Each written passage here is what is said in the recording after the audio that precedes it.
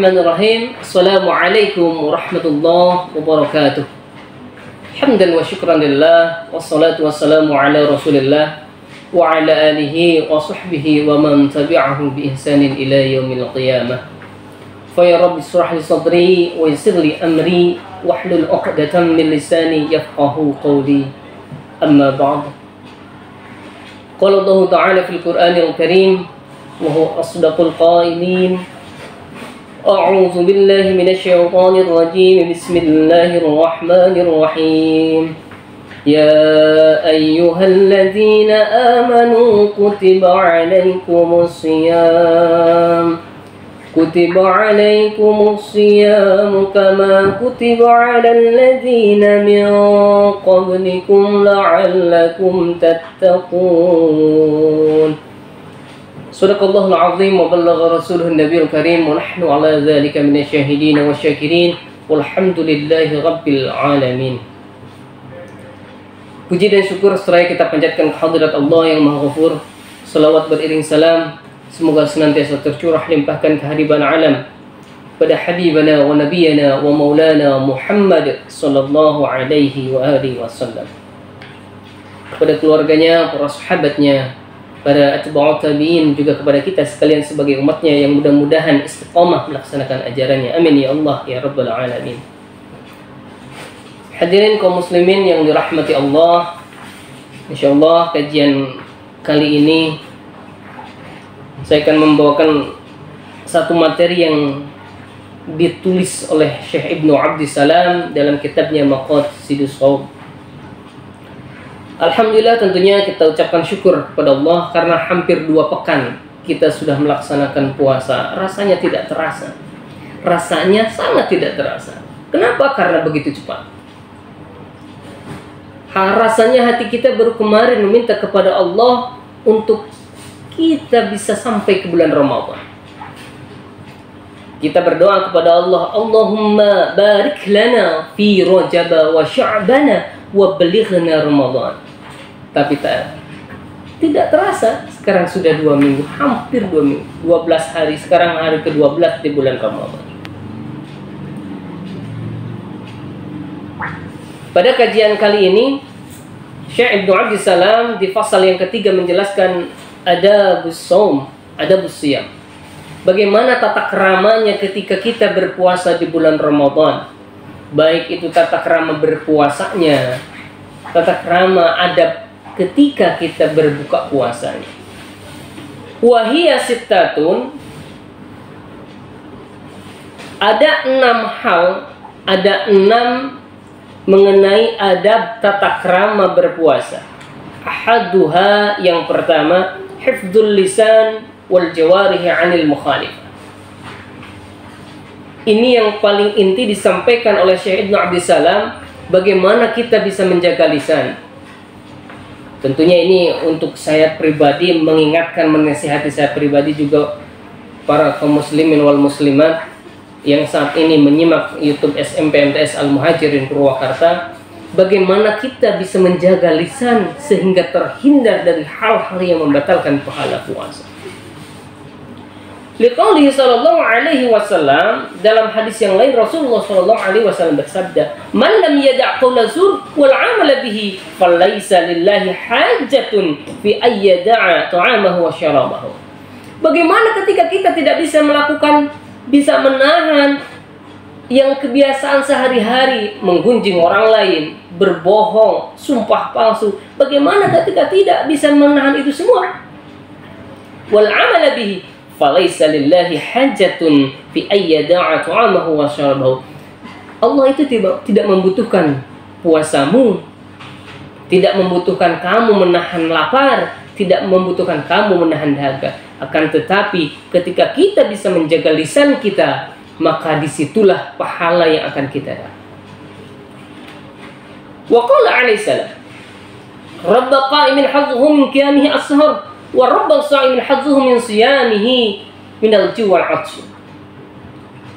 Banyak sekali orang ketika di bulan Ramadan melaksanakan hal-hal sunat. Kenapa? Karena janji Rasulullah SAW, ketika kita melakukan hal yang sunat, itu dilipat gandakan seperti halnya pahala yang wajib, apalagi pahala yang wajib. Maka ketika Ramadan banyak orang yang berbondong-bondong melakukan hal sunnah seperti tahajud, tentu tarawih sudah tidak asing lagi. Itu adalah hal yang sunat yang pahalanya berlipat ganda. Akan tetapi rabba qa'imin hadzuhu min siyami min qiyamihi ashar. Banyak orang yang melakukan tarawih, tahajud, akan tetapi yang didapat hanya lelahnya saja. Kenapa? Karena ketika tarawih kita tidak pernah tahu. Dia ingin dilihat orang, ingin dipuji orang lain, kita tidak pernah tahu. Warabba sha'imin hadzuhu min siyami al-juwal asu. Banyak juga orang yang melakukan puasa, akan tetapi yang didapat hanya haus dan lapar saja. Ini tentu intinya hifdzul lisan, bagaimana kita menjaga lisan. Karena dalam satu keterangan menyebutkan salamatul insan bihifdzil lisan. Keselamatan manusia itu bagaimana dia menjaga lisannya. Tidak menggunjing orang lain terlebih di bulan puasa. Tidak ghibah pada orang lain, apalagi sumpah palsu. Yang pertama yang disampaikan Syekh Ibn Abdissalam dalam fasal adab puasa. Asani, yang kedua, idza du'iya ila ta'amin wa huwa sha'im. Jika ada seseorang yang mengajak makan, misalkan, sedangkan dia sedang berpuasa, maka bagaimana tata krama kita menjawab dari ajakan tersebut? Falyaqul inni sha'imun. Sungguhnya saya sedang berpuasa. Liqauli sallallahu alaihi wasallam, idza du'iya ahadukum ila ta'amin wa huwa sha'im falyaqul inni sha'imun. Ini disampaikan oleh Rasulullah sallallahu alaihi wasallam, cara terbaik ketika ada seseorang yang mengajak makan. Terlebih di bulan Ramadan. Kan kita tidak pernah tahu, misalkan, mohon maaf, seperti yang berhalangan, temannya sedang berhalangan. Kita tidak tahu besoknya temannya itu sudah suci, sudah berpuasa. Tetapi karena kita tidak tahu, kita ajak makan, kita makan. Karena saat itu dia sudah suci dan dia berpuasa, maka sampaikanlah ke temannya itu, inni shaimun, saya sedang berpuasa. Kemudian yadhkuru dzalika i'tidaran ila da'i. Ini untuk menunjukkan bahwa kita tidak ingin menyakiti teman kita. Kenapa? Karena li'alla yanqasir qalbah. Kita tidak mau teman kita tersinggung. Tetapi bagaimana jika kalimat ini shaimun itu membuat kita menjadi riya? Fa in khafa riya warabi'u lil akhar. Jika kita tidak mau riya dengan perkataan inni shaimun, serasa kok sombong sekali kamu ini, kalimat inni shaimun, saya sedang berpuasa. Maka gunakan cara lain. Dengan apa? Dengan isyarat. Misalkan, mohon maaf, itu sudah menunjukkan dia sedang berpuasa. Atau dengan tangan pun itu tidak jadi masalah. Yang terpenting kalimatnya ketika ada yang mengajak makan, inni shaimun, itu dengan lisan atau dengan isyarat, li'alla yanqasir qalbah, yang kasir qalbuh, agar tidak tersinggung hati teman kita yang mengajak makan. Selanjutnya asalis, yang ketiga, ma yaqulu idza, apa yang dibacakan, apa yang diucapkan ketika berbuka. Adab yang ketiga, ketika kita akan berbuka puasa, di sini menuliskan wa huwa ma ruwiya an sallallahu alaihi wasallam, yang disabdakan Rasulullah, annahu kana yaqulu idza dhahaba dhama'u wa btallatil 'uruqu wa thabbatal ajru insyaallah. Ini terasa asing mungkin di telinga kita karena doa yang kita bacakan jarang menggunakan doa ini. Dhahaba dhama'u, telah hilang rasa dahaga kita, haus. Jadi kalimat ini dibacakan ketika kita meneguk, maksudnya ketika kita berbuka, mau itu air putih, mau itu makanan buat berbuka puasa. Kalimat zahabat dhama'u itu dibaca ketika sudah masuk ke dalam mulut kita. Zahabat dhama'u wabtallatil 'uruq, dan telah basah tenggorokan kita. Ini saluran tenggorokan kita sudah basah oleh air minum, air putih atau apapun yang kita siapkan untuk berbuka. Wa sabbatal ajru insyaallah, dan telah ditetapkan pahalanya insyaallah. Diakhiri dengan kalimat insyaallah. Mengapa? Karena kita tidak pernah tahu apakah puasa hari ini kita diterima oleh Allah, apakah puasa ini ada pahalanya atau tidak, kita tidak akan pernah tahu. Tetapi kita tahu apa yang kita lakukan, sikap kita, ucapan kita itu bisa menunjukkan bagaimana tsabatil ajru. Ketika kita ingat, oh siang tadi saya menggunjing orang lain, segera minta maaf. Ketika tadi saya berbohong, langsung kita minta maaf.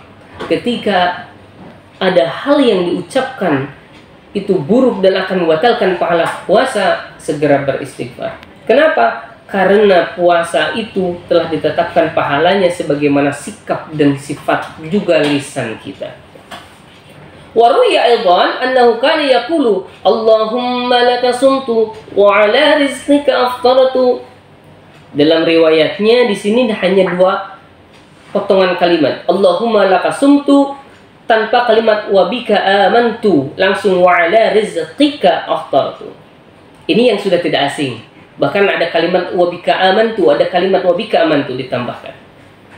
Yang ketiga doa yang mungkin juga asing bagi kita. Wa fi hadisin akhar, alhamdulillahilladzi a'anani fasumtu wa razaqani fa aftartu.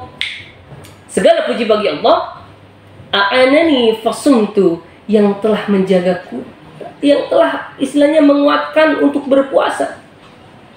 Menjaga diri agar bisa tidak membatalkan pahala puasa, menjaga diri dari godaan.